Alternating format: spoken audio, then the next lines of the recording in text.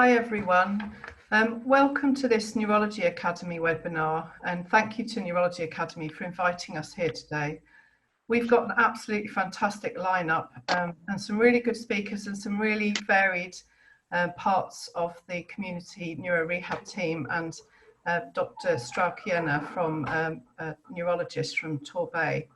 I just thought it would be useful for us to introduce ourselves. My name is Ruth Stross. I'm the MS specialist nurse who works for Sheridan Health and Care. So I'm community based within a neuro rehab team. Over to Dr. Straukiene. Hello, hi, I'm Dr. Agne Straukiene. I'm based in Torquay in a district hospital. So I am neurologist by background. My special interest is MS. I do general neurology clinics and half of my time I spend looking after MS patients. Margie. Hello, I'm Margie, Neuro Rehab Dietitian, and I work alongside Ruth in the Epsom area in Surrey with Surrey Downs Health and Care. Sheridan. Hi everyone, my name's Sheridan Daly. I'm a speech and language therapist who works in the inpatient hospital and outpatient setting in Surrey with Central Surrey Health. Camille. My name is Camille Whitehead, and I'm a cognitive behavioural therapist working for Mind Matters IAPT in Surrey. Jackie. Hello, my name is Jackie Rose, and I'm a service manager with Mind Matters NHS Surrey IAPT service, and we're one of an IAPT providers in Surrey, so I work alongside Camille. And Kim. Hi, I'm Kim Knight. I'm a neurophysio in Torbay and South Devon NHS Care Trust, and I'm currently working in the community. Thank you, everyone. So we have an absolutely fantastic topic today, which I know is something that a lot of people have thought about, what has been happening with our patients in the community. So it's something that we've had a discussion with Neurology Academy, and I know a lot of my colleagues have been discussing and thinking about neurorehabilitation now and the future. So very much the role of the neurorehabilitation team, and with that I mean the wider parts of the MDT. So obviously, as you've heard today, we have representations from medical, nursing, therapy, and very importantly our psychological services. So again, welcome. So what we thought would be good for today is each of the panel members has got a short presentation for you. And then at the end, we're going to have a question and answer session. So do please use the question and answer tab if you have any questions. If for some reason there's something we don't answer during the session, we will answer it and it will be up on the Neurology Academy website. So I'd like to hand over for the first session to Dr. Straukiene. Thank you. Hello everyone, very much appreciate for this invite to be part of this group of people talking about this such an important topic, neuro rehab in MS. You know, I can't see any sort of a separate issue from MS not having physio and all the specialists on the same management plan that we provide to people, you know, every day. So this is my sort of illustrated experience, how I felt before, in the transition and during the pandemic, and it's currently ongoing. And I would like to share that, you know, before COVID-19 pandemic, I felt very, you know, under a lot of stress and pressure, overloaded with a number of investigations, number of patients that I would needed to see, you know, number of the reports that would come. It was just unsustainable. That's the way I felt. And you know, the COVID-19 come end of March, and you know, the feeling about what to do next, everything felt for a few days or so, that, or a week or two, that everything's just freezed. And we were organizing ourselves in terms of whether we should continue telephone consultations, whether it has to be video consultation, what platform to use, you know, whether it's a Attend Anywhere or Visit Me platform. So there was one sort of a moment that I felt, oh my God, I got my tender hammer, the patients are accumulating, they're waiting to be seen, the new patients are coming, and I can't touch them, I can't see them, I can't bring them to the clinic. The whole hospital has been divided into green zone, red zone. The outpatient departments were converted into sort of a COVID-19 ward. So it was just a very challenging sort of time. And then sort of we got the remote devices in place. We got all the system in place within the Torbay hospital, and I got everyone now on the screen, including meetings, patients coming and going. But then it felt also very, very intense, because you know, you have to focus all day long on the screen. You get obviously tired after spending hours and hours looking at a screen. People keep coming and going, and there are some emails coming that, you know, we haven't got a room available for the phlebotomy service. Please do not request number of the MRI scans that we have already understaffed, you know, provide MRI scans. And so I felt one moment, I got this a magic stick, you know, that only I can use it to sort of assess people, see people, manage people. So it was such a, you know, a challenging time for me, but it's getting better. I'm reestablishing my new sort of system, the way I examine people, the way I provide care, and some other sort of tools that, as the time went on, we sort of managed to employ, and I'm talking about the digital. So we have been creating an app for MS, and that's the sort of app that's been created by our video and care team. So sort of the idea of this app was to educate people who are newly diagnosed with MS and sort of save a little bit time during our appointments, and provide them tools that they could sort of educate themselves, in particular the cohort of patients that we were focused were newly diagnosed people. And we obviously, with help by the physiotherapist, we established some exercise program and the whole library that's been videoed and now it's stored on the app. So I felt, wow, that's a good timing. You know, we have been working on this for a year or so, and we only launched end of March. It was a very sort of a convenient time to start with some educational digital tools to help people living with MS. So the app can be downloaded free of charge, obviously, and you can perhaps explore if you wish. So that's an illustration of the exercises that we managed to create with help by the physiotherapist. They focus on the limb strength, the balance, coordination, hand function, cognitive exercises. So it's the whole library that's being stored on the app, and it's very, very helpful.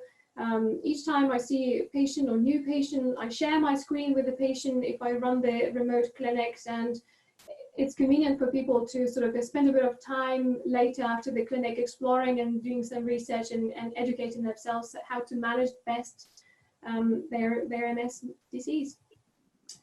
I was also thinking about the mental health issues, and obviously we know that MS people with MS are affected by mental health issues, and according to the MS Trust survey that's been recently run and published, 72% of people with MS, they report that they have depression. And meditation and mindfulness is one of the tools that can help people with the depressive disorders, and it's well recognized method. A lot of people now talks about this, and I think a lot of mindfulness is in people's lips, but it has to become in people's hearts. And you know, we all have awareness, we inherit it when we're born, but I think we need to get the access to this awareness and being present in the moment. That's how we're going to handle the difficult, challenging situations, in particular if it is health related. So this is a sort of a podcast, a meditation, guided meditation for people who are newly diagnosed, who are just about to start disease modifying treatment, who are having a progressive MS. So that's my contribution during the COVID-19 for people with MS to self-help and sort of establish new sort of behavior therapies that they could sort of find some sort of a realm and some sort of time for themselves to be present. So I noticed, according to the statistics, the podcast being downloaded daily, there is an interest in around 50 to 60 people a day download the different topics of the podcast, which is I'm very pleased about it and very happy, and I hope that it helps for people living with MS. So this is a very sort of a busy illustration, and the poster that I created, but it's just a reflection how complex the MS care is. You know, I think that this is sort of a future sort of projection of how services, how we should work together. And I think that will be patients who will require, you know, more touch sort of approach and low tech approach, and these people should come for face-to-face clinics. And there's obviously a limitation to a certain degree. What we can do remotely and more convenient perhaps is a face-to-face approach.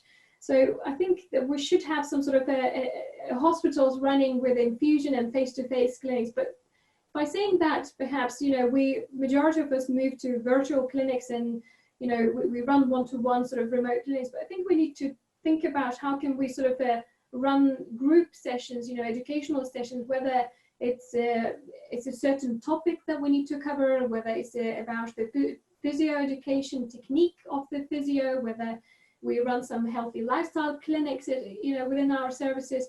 And of course, we need to sort of have that multidisciplinary approach and invite our colleagues that are involved in the patient's pathway. And I think what would be also useful to establish perhaps a patient with MS hub, where perhaps champion patients support each other, where we run regular surveys, whether in the near future we will introduce some wearable sort of devices and sort of biosensors that would help us to remotely, you know, assess people by distance. And of course, there's some sort of a rehab and physio and speech and language and diet and all the different specialties that could be linked to each other and work from one place together, whether it's remotely, whether it's face-to-face. But we need to some sort of a togetherness work that we could sort of implement without difficulties, because we've done a huge shift moving from face-to-face to remote work, and that's a huge step if we're talking about the NHS. And of course, for real-world data, we need a robust database. You know, we have to take the examples what are happening, you know, what the examples are from other countries like Sweden and Germany. You know, that, you know, all the centers are linked into one national database. Without data, we are not equipped with a proper sort of assessment and data that we could produce later research. And of course, we are linked with a radiologist, and having some sort of radiology input is essential on a day-by-day basis. And we sort of started this process already, and we have links and we have technology to do that. And without coordination and admin support, we probably wouldn't be able to sort of you know, run the services in a smooth way. It's like a circle of life if you look at the whole sort of a busy slide here. So this is just a classic scenery of the southwest of England, and I just want to say that the distance is no longer an issue if you employ the tech. And I think working together, you know, being linked together, helping each other, no matter where you are, where your service in Britain is, you know, we can support each other. If one is not available, the other one can step in, and I think we can establish some ways of, and this is the sort of a way forward. This meeting is all about this, I believe. So we wouldn't be here, we wouldn't be talking about, you know, how things change and where is the next step, where should we move. And I think that's the way forward, to move to togetherness, together working approach. So that's about it, I think, from my side. I'm more than happy to answer your questions. Thank you, Agne. That was so interesting. It's interesting from the beginning of your slides, which you talk about it being overwhelming, complex, different services, you know, or finding services and then them looking completely differently, to all these ways that you've thought about working and doing things differently. I think it's really exciting. So thank you. We've got one question, which is, how do you define which patients require physio input whilst working remotely? Well, it's an interesting question, and of course there is an element of the confidence which you build up within time. You know, the more you do the remote clinics, the more expertise and experience you build up. And I quite enjoy looking at patients at their home environment, and you can see, you know, you can see some subtle things that not necessarily are evident when they come into your clinic. You can see whether they're safe in their environment. You know, there are various different tricks to assess the people, you know, various different, it's not a problem to look at the cranial nerves. it's quite easy to assess the pronator drift, and I implemented my own techniques to assess the hand weakness, arm weakness, such as movements like that.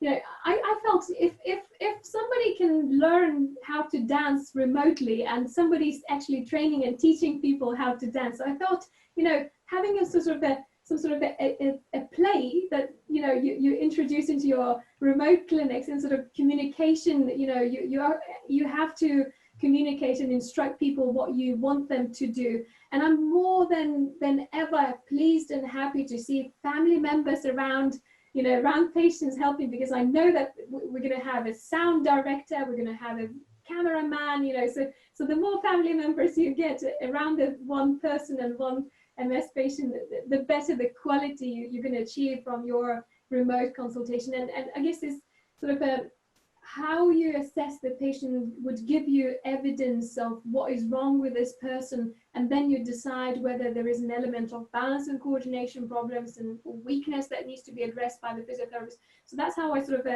managed to select people. And there are people who are fit, and you can see that on the screen that they are doing well. So that's sort of a selection that I have been using, and it works well so far.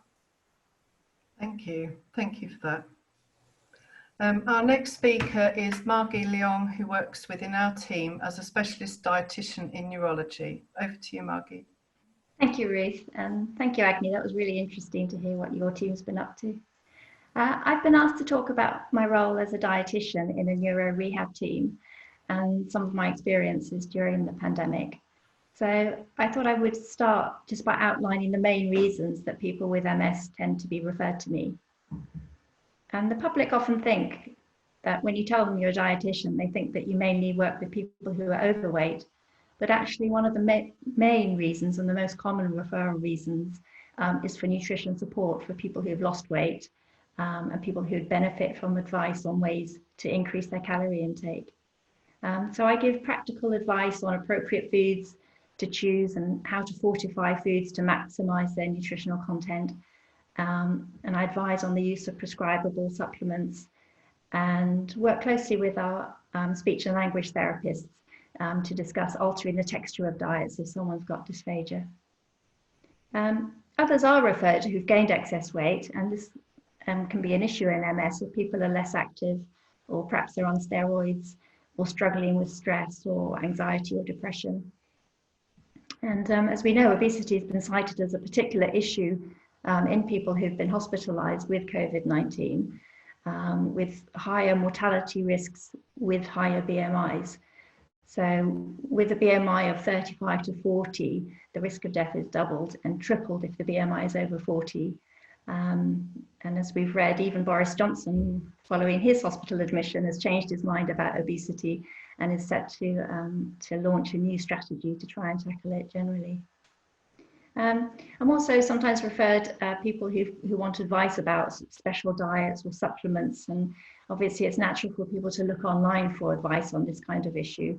And some of the advice is not necessarily particularly evidence-based, so it's a matter of seeing what people are following, and if it's a sensible sort of diet and meets their requirements, then that's fine. But if it's not got a good evidence base and might leave them deficient in certain nutrients, then obviously I would advise regarding that. And then of course diet has an impact on all sorts of aspects of health and daily life, and so dietitians can offer advice for things like fatigue management, bowel and bladder problems, and diabetes, which again has been a big issue mentioned in relation to the risks associated with COVID infection, with those who've got poor glycemic control having much poorer outcomes. The way we've worked, or the way I've worked over the last few months, of course, has changed drastically, as with everyone else. But with dietetics, most of the advice is verbal, and phone calls and video calls have actually worked really well, especially with those who can communicate easily. We're still only carrying out home visits when it's absolutely necessary, and patients aren't coming into clinic yet. But as I say, the calls have worked generally pretty well. So after a phone call, I do tend to follow up with an email, and I'll list all the goals that we've agreed between us so that people we're on the same page basically, so that we all agree what the goals are and they've got it all in writing. And then I send links to relevant websites and so on, and then follow up with subsequent phone calls or text, whatever suits the individual. Of course, phone calls have been quite easy recently because most people have been stuck at home and able to answer the phone. But as people get out and about more, we may have to do more structured clinic type appointments, or use more email and text. So food choices and diet is an area that all of us sort of self-manage every few hours really of our waking lives. We're constantly making small choices about, you know, whether to have that snack or that drink. And all these choices have got a cumulative effect on our health and well-being. And during lockdown and with social distancing, this has had an impact on how we eat and what we eat and when we eat. And there have been both sort of positive and negative aspects to this. So, for example, 1 in 5 now are cooking from meals from scratch, whereas it used to be 1 in 8. So that's quite a positive change. And people have become more adaptable and confident about swapping certain items in and out of recipes, depending what they can get hold of. And of course, there's been Jamie Oliver programs as well, hasn't there, with suggestions of recipes that you can swap in and out. It has been harder to do the grocery shop at times, and this might have impacted our choices and limited some of our impulse buys. And people have had to use up leftovers or move to online shopping or started growing vegetables. So there have been changes along those lines. And mood affects our diet, and this may have been better or worse over the past few months. Some people have felt really isolated and worried and concerned about finance or health issues. But for some other people, it's been a better time really, and they've enjoyed having company at home and family around. So, you know, the mood might have been better, and again, that can have effects on what you eat. And with exercise, that's gone both ways as well. For some people, they've taken up, over half apparently have taken up new exercise during lockdown, and taken up doing online classes or going running or whatever. But then others have been really limited in being able to go out, being able to walk or run, and been affected by the closure of swimming pools and gyms and things like that. So for some people, they've gained a lot of weight during the lockdown period. They've turned perhaps to comfort eating, or perhaps to alcohol. With regard to patients who are PEG-fed, there's been quite a lot of changes in that there's been a whole raft of training videos been made available, so that whereas we or the nutrition nurses would visit people at home to explain various things, we've relied quite heavily on videos which have shown people how to work the feeding pumps or how to deal with a blockage, how to change the end of the peg and all these sort of things. So, you know, there's really been a lot of new resources made available, which people have adapted well to. The nutrition nurses also have a video app, so that if patients want to do a video consultation, they can actually show, for example, the PEG stoma site, and the nurse can advise then and there about what would be the appropriate treatment and so on by actually looking at it. So that's a really good development as well. And then I wanted just to mention a few things about anyone that we come up against who has been seriously unwell with COVID-19, and especially for those who have had some time perhaps on an intensive care unit, because there are a lot of potential issues that can affect someone's nutritional status, and they don't go away when someone's discharged home. They can last for 3 months, 6 months, a year, or even more after recovery and after discharge home. And these are some of the issues that I've come up against really in patients who are recovering in this after a long stay. So a loss of smell and taste, well, that's now recognised as one of the symptoms, isn't it? But this can last a long time after infection as well, and there can be taste changes. So often a salty or metallic sort of taste, and apparently up to about half of patients still suffer from this 3 months after discharge. So it's quite long lasting, and around half will still have a small or lack of appetite at 3 months as well. And similarly for early satiety, or getting full really quickly. Dysphagia is common, especially if someone's been intubated, and this again, can last for quite some time. So for those who've been intubated, up to 20% could still have some dysphagia at 6 months, 6 months after discharge. And then debilitating weakness, this can be to the level where really someone's too weak even to have the energy to feed themselves. This is going to have an impact obviously on their nutrition. And a change in sleeping patterns. So the patterns are disrupted in intensive care, and it's hard sometimes to get back into a normal routine once they're home. And this can result in people missing meals and snacks. And then the psychological changes, often like low mood and anxiety can occur, and these can be particularly long lasting after a long and traumatic hospital admission. And then there's an extreme loss of muscle mass and function. You can lose 20% in 10 days. And all of this whilst in a continued hypermetabolic state. So it's really important to optimize nutrition during this rehab phase. And I think dietitians and physios can work together quite well in this area, so that we're rebuilding, building back the muscle bulk, but making sure that the diet is of a quality to be able to support that.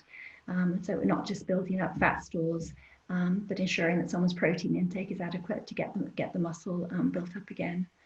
And also being aware that a lot of those who have been particularly ill may well be obese and don't automatically look malnourished, but to be aware of what's called sarcopenic obesity, when someone's weight is high, but actually their muscle mass and strength is low.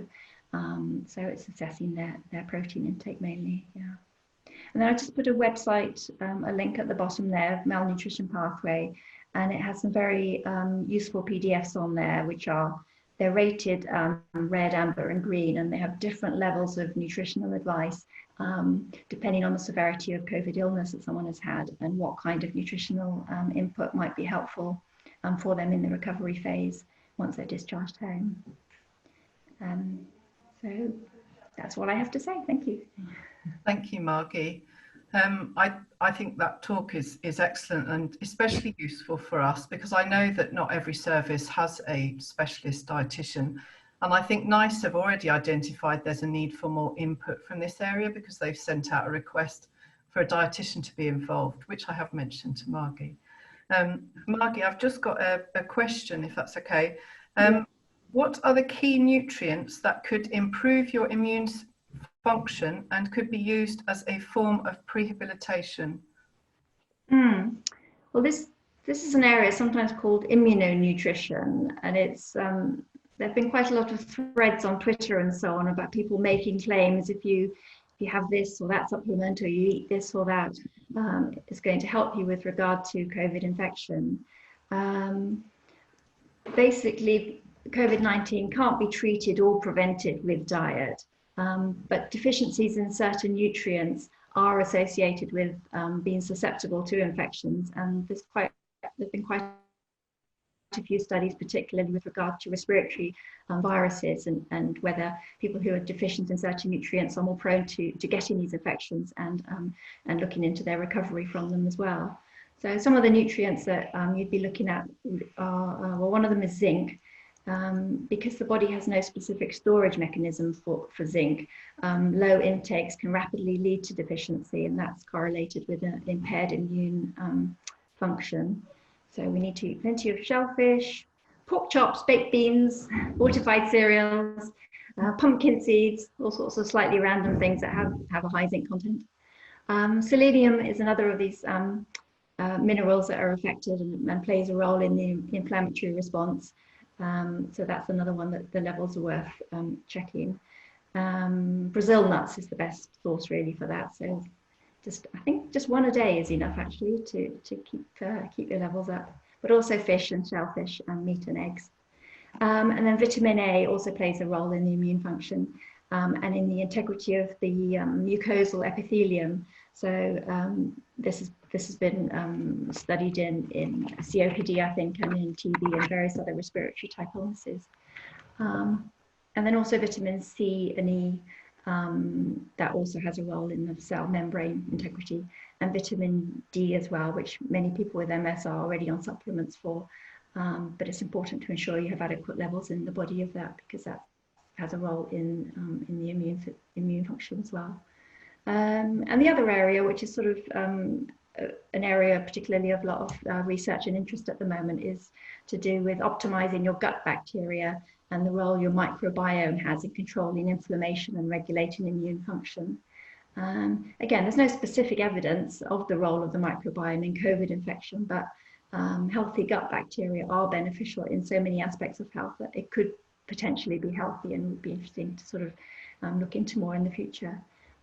So the guide for that would be to have lots of plant foods, you know, ideally 30 different plant foods in a week has been suggested.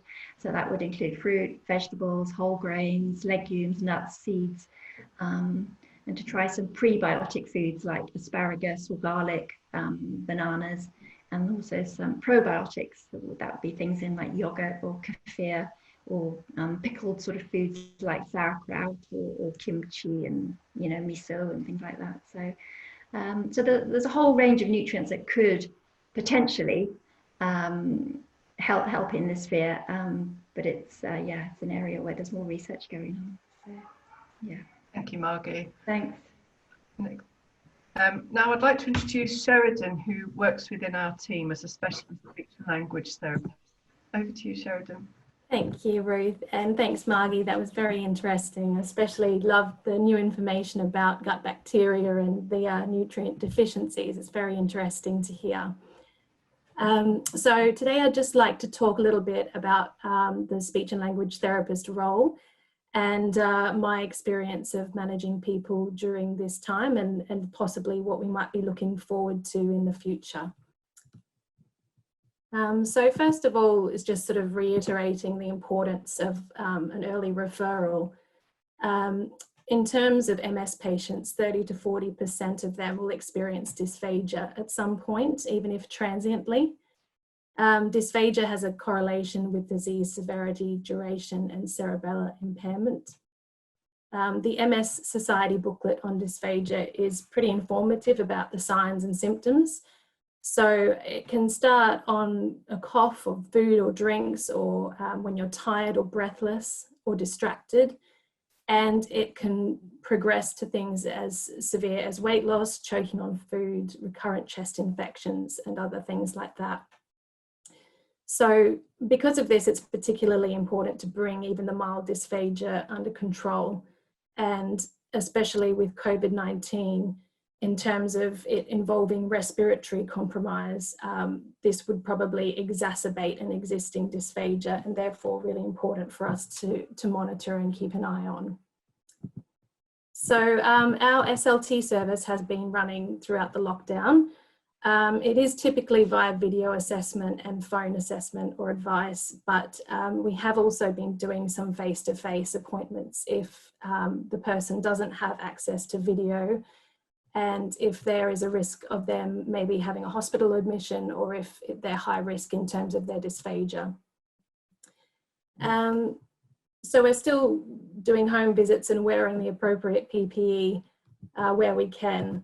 And then for video assessment, we're using whatever platform is appropriate for the patient.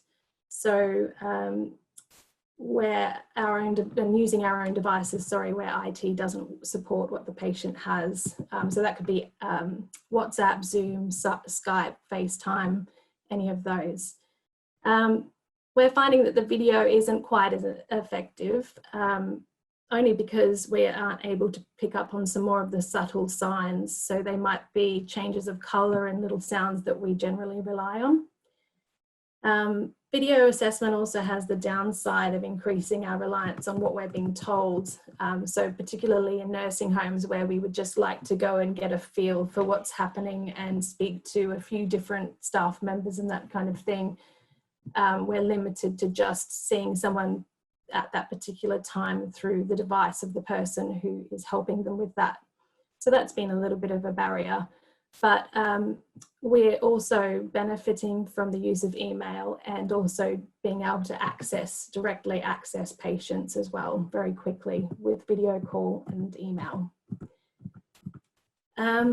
So the SLT assessment will consider the severity and aspiration risks of dysphagia. And we usually may combine this with video fluoroscopy if it's needed, although unfortunately that's not available at this time. We're hoping that appointments for that will pick up in the next few months, but we will see. We provide advice about the safest and most comfortable food textures, and also potentially advice about thickened fluids. And we provide individualised and standardised strategies around things like positioning, and for our MS patients, advice around reducing breathlessness and factoring in fatigue as well. So this might look like smaller amounts at lunch or dinner, and perhaps having a larger meal earlier on in the day rather than in the evening when they're fatigued. Also, we like to signpost about new developments, which we may not be able to offer at this time, but we know that patients would be interested in. For example, EMST, which is the expiratory muscle strength training. It's an exercise program of blowing against resistance, which has been shown to reduce aspiration and increase swallowing coordination in MS. So that's really quite exciting. So then we're looking at swallowing in a self-management way. So after the person has seen the therapist, it's about putting the advice into practice. And this also involves the family. So we're asking them to help with whoever cooks at home. We like them to make informed choices with an understanding of the risks if they're choosing to continue with some high-risk foods. And we may suggest like something such as a coughing diary so that we can establish patterns of difficulty. For example, it might be that the person is always coughing when they're sitting on the couch rather than when they're sitting at a table. So we can identify those concerns and then use them as compensatory strategies. And then we ask the patient to think ahead and to notice when things change, to give us a call or be informed about future options as well. So in terms of COVID and swallowing, basically a way to think about it is that any respiratory compromise does affect swallowing. So therefore, with COVID, we know that symptoms can be breathlessness or a cough and fatigue. So breathlessness increases likelihood of aspiration during eating and drinking. A weak cough may be less protective for the airway, and fatigue can also affect the person's swallow as well. So they're all very relevant things to swallowing that we have been looking at. And these are some strategies to overcome it. So breathing in before you swallow, taking your time, possibly changing the diet consistencies, and having little and often to avoid fatigue. So previously, you know, a few weeks ago, communication was sort of de-emphasized as a non-urgent, but patients were placed on a waiting list, and we have been aware to be seeing them as early as we can to avoid vocal misuse or bad habits from forming. We have been able to do some video assessments and therapy, but previously we weren't able to do any face-to-face. At the moment now we are able to do some face-to-face assessments for patients that really need it, which has been fantastic.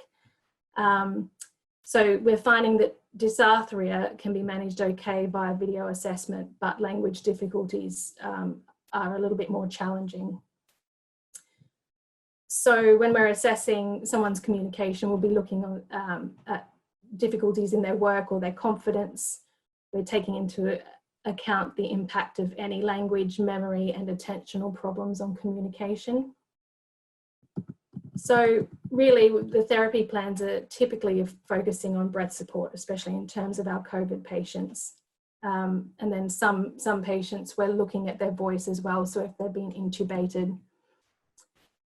We may also offer some communication aids. So this could range from low tech, which is like alphabet boards, to apps on iPads, reading, speech and voice banking.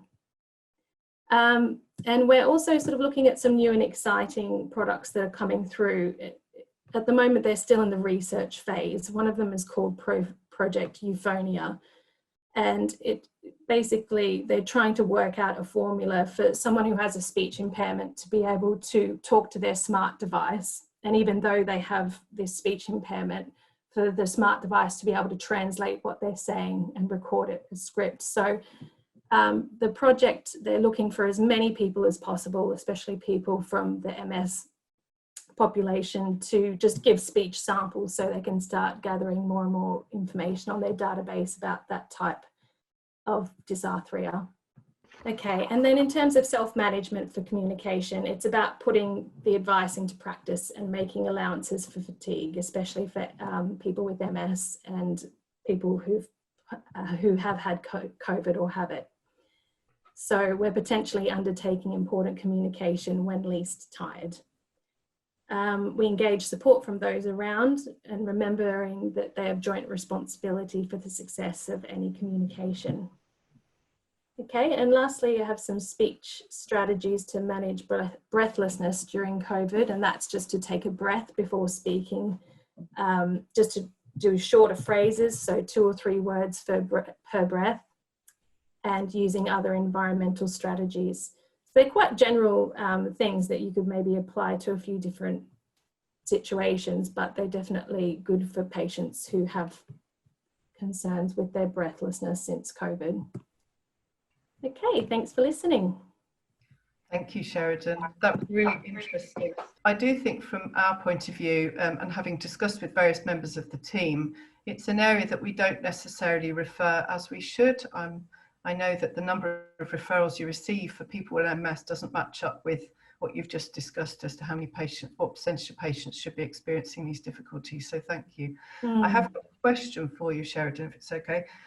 Are there any rehab therapies specific to people with MS who have suffered from speech or swallowing difficulties post-COVID and or intubation? Thanks, Ruth. Yeah, so I guess there's not anything that's specific exactly to MS, but if we were looking at these sorts of rehab therapies, we would be looking at increasing their breath supply through exercises. And one of the ones that I did mention earlier was EMST, and making sure that any therapy is centered around the patient and monitoring and making sure that we're also looking after someone who has fatigue and anything else that may impact. Yeah. Thank you. Thank you very much.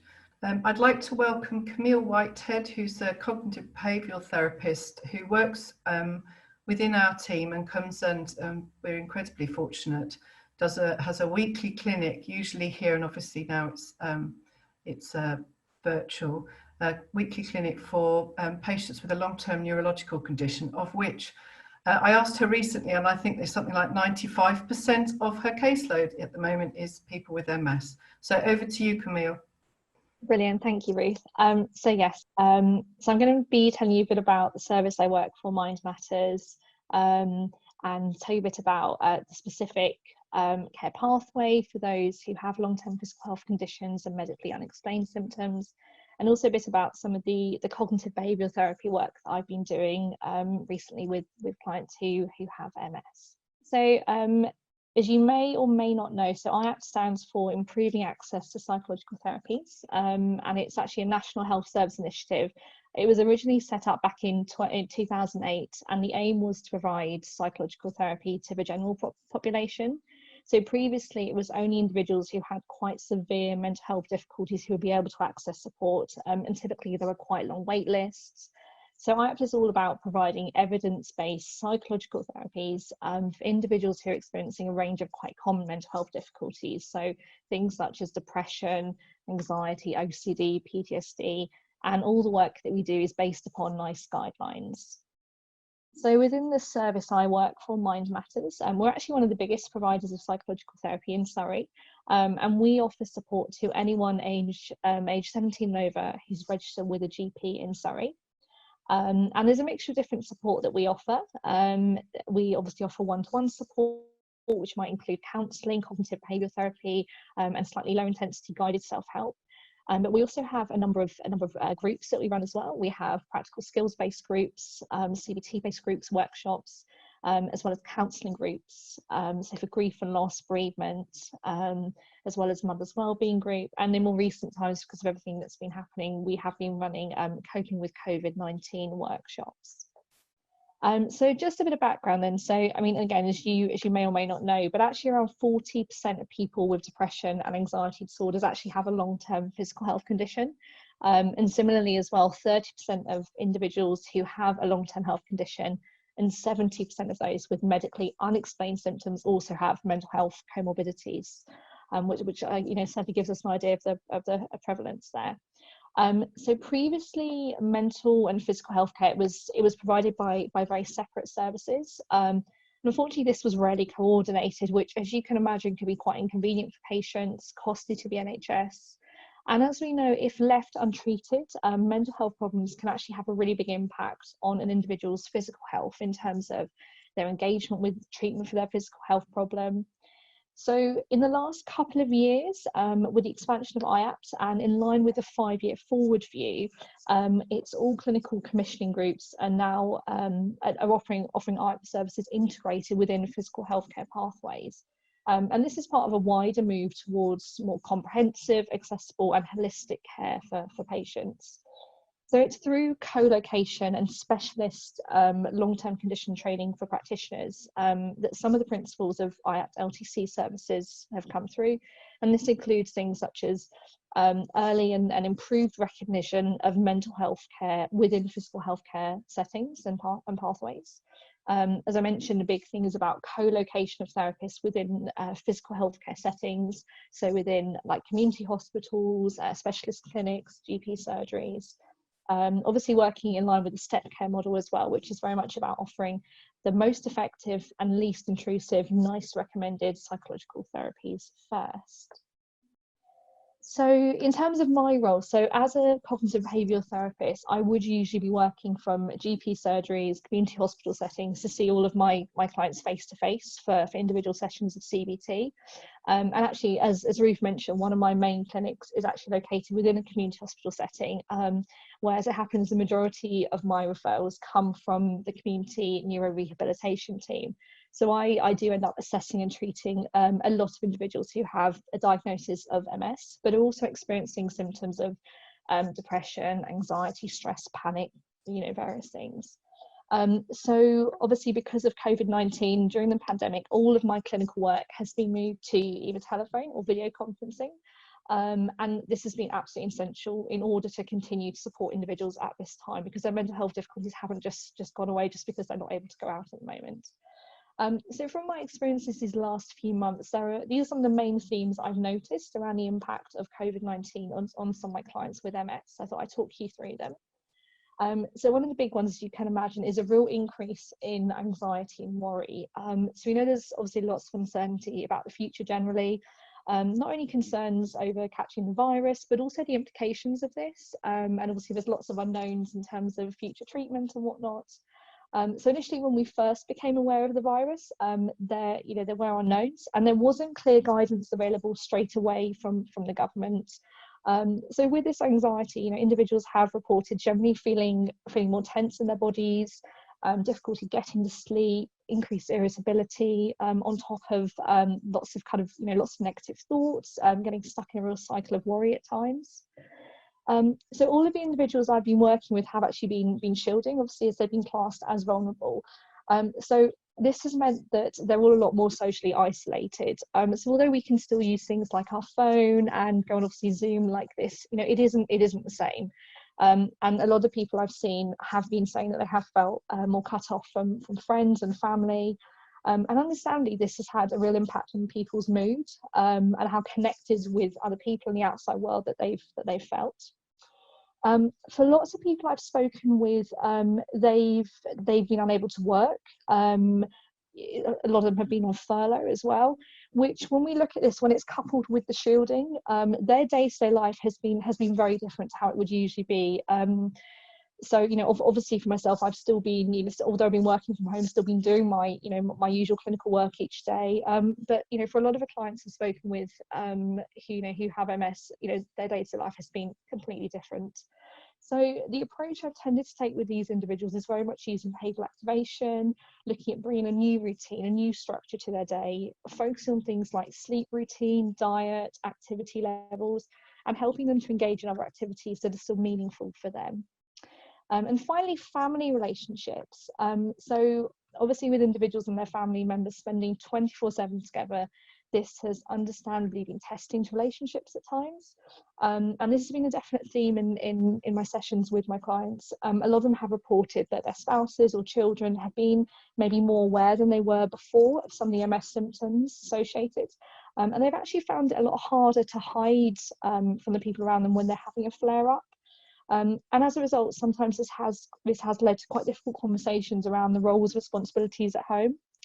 On the whole, though, the feedback from the clients I've worked with has been really positive, and I think they've been really pleased to be able to continue with their therapy, albeit in a slightly unusual way. But it's certainly been the case that obviously some of their original goals for therapy have very much changed, and the focus has been more just on coping and getting through lockdown and also this pandemic. So just on this final slide, I've just included a bit of information just about IAPT, the service I work for, Mind Matters, and some of the guidance around working with those who have medically unexplained symptoms and long-term physical health conditions. Thank you. Thank you, Camille. It's a real snapshot, isn't it? But it's really interesting hearing what's happening from your point of view. So thank you for that talk. I have one question before we go on to Kim.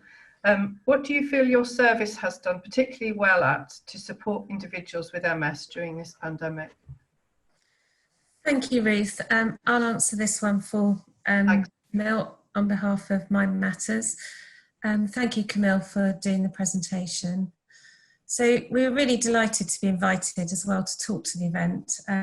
Camille's been running the clinic for many years, and we're really proud of the success of the clinic. And as Camille was saying, we're Surrey's largest IAPT service, so it was really important to us that we continued to operate a service that was as close to our normal service as possible. And thankfully, due to technology, we've been able to offer sort of seamless transition. So people, perhaps they have noticed, obviously, that, they won't be doing face-to-face sessions, but their therapy could continue as normal. And that was really important to us. And as Camille said, patients have responded really, really well to this transition, far better than we thought they would do. And we've noticed that there's an average of 10% increase in recovery since lockdown. Our recovery rates have increased and our DNA and cancellation rates have gone down. So the convenience of being at home has led us to think, that actually our new normal is perhaps going to look very, very different. We've been quite successful at running all of our groups via Teams now. And these are all set up so that people can join anonymously. So that's been a big factor in the success of them. We're also really careful to identify those who are vulnerable or isolated more than others and ensure that they receive treatment in a timely manner so that, they weren't just left and feeling abandoned there.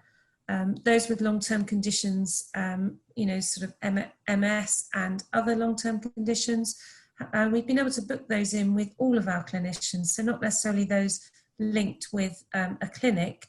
So that's meant that we've been able to be far more flexible with what our appointments that we can offer them, and also that they can be seen quickly too. We've also thought about, patients who don't have the technology. So we do still have somebody in our office who continues with paper referrals, and our team have been trained to take referrals over the phone, and we've been developing a text number that people can contact us really easily with.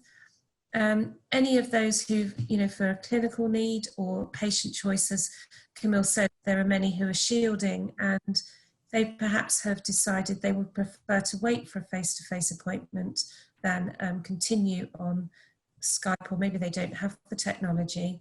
We've been checking in with those regularly to make sure that, that we're keeping up to date with how they're feeling and how they're responding to the pandemic. We've sort of also offered one-off groups, which have been quite good. These are just about managing anxiety to do with the pandemic. And so that'll be like an add-on to their normal treatment that they can do. And it just sort of helps a bit of worry management and just helping them to just keep the anxiety levels at a more manageable level. Other things we've done is continued our links with local communities, so organisations such as Mind, Community Connections, they've been inundated, and actually been working closely with them to make sure that we are continuing to sort of reach those areas, you know, maybe those more vulnerable people that might not access our service directly, particularly as their kind of local hub, as it were, is not, you know, available face to face. And with the technology that has been so helpful to keeping the service running, we're looking to kind of phase in new kind of media, social media, so Facebook pages will continue to be available using Twitter, and we're looking to develop some guided self-help treatment videos that, you know, sort of could be instructional for clients who can access on our website.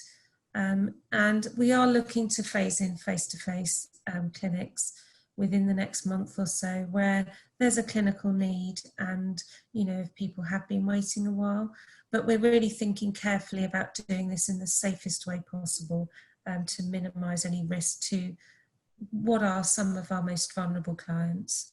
You know, it's really important to us that we continue to keep these links with specialist clinics such as yourselves, and you know, and work with you to sort of establish what the new normal may look like as we return to our day-to-day work. Thank you, Jackie. That's really interesting. Thank you very much, Camille and Jackie, for that session. Now, thank you, Kim, for being patient. And last and incredibly important, I'll hand over to Kim Knight, who's a clinical specialist physiotherapist working in Torbay and South Devon. Okay, good afternoon, everybody. So I'll just give you a little bit of information. So I'm one of the lead physios for the community neuro team in Torbay and South Devon. So in our service, we treat a wide variety of clients with neurological conditions, including patients who are just coming out of hospital after a stroke with an early supported discharge service, and also management and treatment of people with the long-term conditions such as multiple sclerosis and MND, so a variety. So we also have a spasticity service as well. So I'm an independent prescriber, and we inject Botox. And I wanted to mention that because it's a way of keeping an eye on our multiple sclerosis patients who have got spasticity. So even if they're not on someone's current caseload, we can keep them on and review them as we need to. Okay, so just a little bit about how we managed really during the pandemic. So our current caseload of people with MS is about 20 to 25%. So in the first couple of weeks, it was a little bit chaotic, wasn't it? We were all managing, I think probably all managing the same things with discharges from hospital, and shutting down our caseload, which was really hard. So telling people we can't see you anymore. So some people had come out of hospital fairly recently, and we had to stop treating them really. We were managing people with phone calls, so we were signposting people to local support agencies, and even at that point it was just making sure people were able to get food and they were able to get their medication. So it was that real kind of urgency of just managing at home. So we did continue to see some patients, and those kind of patients who were being discharged from hospital, who were in a bit of a crisis, and the ones I think like Sheridan mentioned as well about if we didn't see them, they possibly would have ended up being readmitted to hospital. We had to cancel our classes. We have some classes for people with MS. We have usually had 4 classes per week in 2 different localities, and they would be a sitting and a standing class, and there'd be a little bit of a crossover in between each class. So there would be a bit of cups of tea and chat in between. So it was a really good peer support network for those clients. And some of them have been coming to that group for years. So I know that would have been a big loss for some of those patients to have lost that little bit of support that they had. So I've kind of divided it into next stage, but it all flowed into one, didn't it really? So we were, as referrals started to come in again, they were probably people who were in a bit of crisis, because it was unusual to get referrals at that time. So mostly managing people with telephone calls, signposting them to websites and to MS Society, referring to trust exercise protocols, online resources. We were sending stuff out in the post. We were getting emails. We were using anything we could to to communicate with our patients the best we could. So getting them sending photos if they had specific problems, emails, whatever we could to gather information and to communicate with them. So we were managing some visits. So one lady I just wanted to mention, so she was a lady who was admitted, who came out of hospital after her very first relapse of multiple sclerosis, and when she got home she was quite immobile. She'd had quite a big relapse, and I went in to see her and set her up to start her rehab process. And because we were trying to minimise the footprint of who goes into everyone's homes, I thought she's probably going to be well supported. Her husband and family were around her, so didn't arrange to go in again for a few days.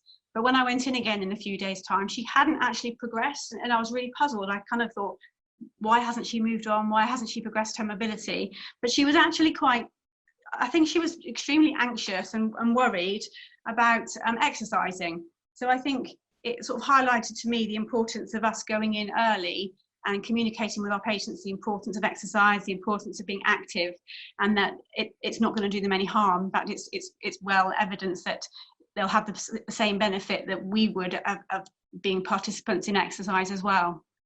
So that was one I just wanted to mention. So we also, then our virtually sort of video technology came in for us probably about 6 weeks later. We weren't allowed to use Zoom or WhatsApp, so we were using Attend Anywhere when it came into sort of fruition, really. And I think there's been some really successful appointments. So being able to work with clients who wouldn't have been able to have been seen over that time. And I think a patient I saw today had progressed really well with the stuff that we practiced. We're obviously trying to be really safe because you don't want people to fall over. So the stuff that she'd practiced in standing in a safe environment had really improved. But perhaps the other side of it, where she hadn't practiced the balancy stuff so much or the mobility stuff as much, hadn't changed so much. So it highlighted to me that while Attend Anywhere can be good for some things, we still will need to have hands-on. We still need to support our patients to keep them safe, but to progress them a bit more as well. And video technology is not for everybody. We still get patients who we will plan to have an Attend Anywhere appointment, but they just cannot get into the system. So, and some people just say no, they just couldn't cope with it. So some concerns I have at the minute about how things are. We've still got quite a number of patients, quite a lot, sitting on a waiting list. These ones that we're not allowed to pick up again just yet. We're starting to phone them and we're starting to review those patients the best we can, but there's still some unknown patients sitting on that list who we haven't been able to get in contact with yet.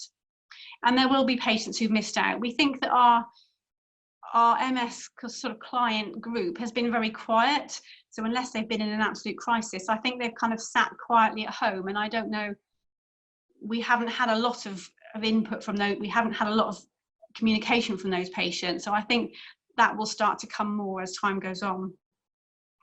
And we're still looking at setting up new clinics. So our spasticity clinic isn't set up quite yet, but we're looking to do that in a couple of weeks' time. And we still need trying to get gym space back, because it seems that everybody's services have expanded, and trying to get back into spaces that we had before is proving quite tricky. So the future, so a little bit about a better version of how we did it before, hopefully. So we got some very positive feedback. We sent out some letters at the end of last week to start some virtual classes for people with MS. So we're looking at starting sitting first, just sitting classes initially. And we've had some phone calls already back today to say, yes, they're very interested. So that's very positive. We are looking at getting some gym space back up and running, and we want to do that to get our one-to-ones for patients.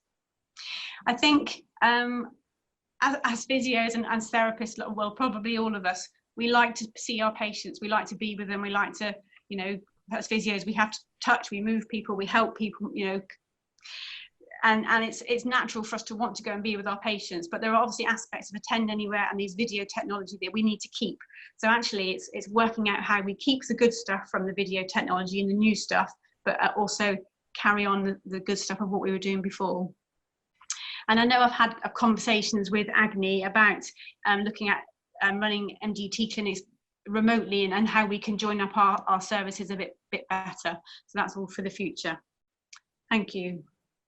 Thank you very much, Sheridan. And I actually, in keeping with your last comment, one of the questions we've had that's come in is, what do you think about online physio group classes for people with MS? What are the advantages and disadvantages, and are we ready for this? So I think we're getting ready. We're kind of, we've invited people now, and I think there's definitely a place for it. So the feedback that we think the letters have arrived today, and we've already had 6 to 10 people phone in today and say, yes, we'd like to be part of that. So I think that hopefully that can be really positive. I think the disadvantage is it won't be so easy for them to chat with their peers, their friends. That's going to be different for them, but I don't know if we can enable that some way on a video call. That's something to look at.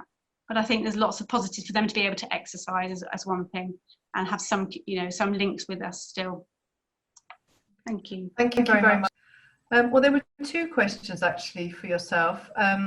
Is there any role for Botox injection into the salivary glands? Mm-hmm. I don't know with which. Yeah, I have heard of that happening before. I've only had a couple of patients, so I'm probably not I'm not an expert on that therapy, but I have heard that it's been beneficial for one patient that I saw in particular. So, but yeah, I would be interested to know more about that one. It's used more in MND, isn't it? But not so common in MS. Yeah. And the other question actually for you, Sheridan, is what is the survival after PEG in MS, and were you doing PEGs during COVID? Mm-hmm. So I think Margie, you could probably help me out with this one a little bit as well. Maybe we could answer this jointly. PEGs were only really inserted in an inpatient setting where they were at very high risk, would you say? It wasn't really like a planned, they weren't doing any planned surgeries, for example. Would you be able to? Yes, that's right. I had quite a number of patients from the acute setting, mostly actually stroke patients, not MS, but having PEGs placed during the sort of height of the pandemic, and then being discharged as quickly as possible. But they weren't taking planned PEGs for people who had sort of developing dysphagia, which was gradually getting worse.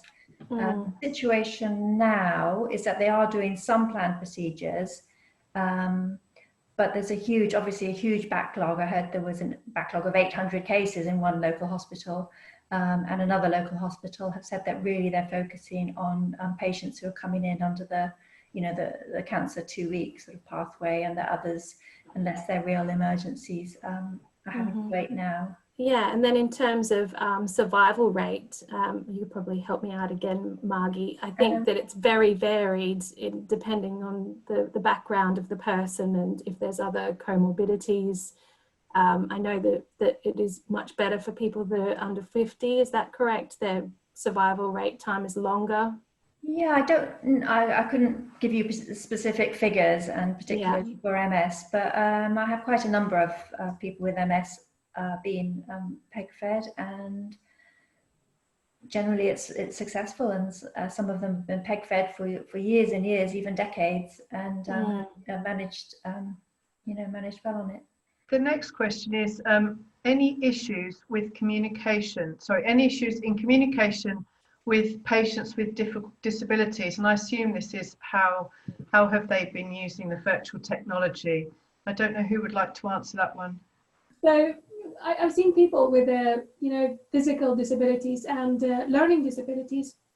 So I don't see any barrier in in getting assessed them by using the remote technology. And I think that people with learning disabilities, if we're talking about that group of people, they are more chilled and relaxed in their own home environment, so they are less stressed, and of course their language quite often are affected, their emotions are being expressed by their behavior, but surrounded by the family members, they're quite relaxed, and you can get information from the family surrounding them. So it's quite a useful tool, and I probably we're going to use that more often if we talk about the learning disability for that group of people.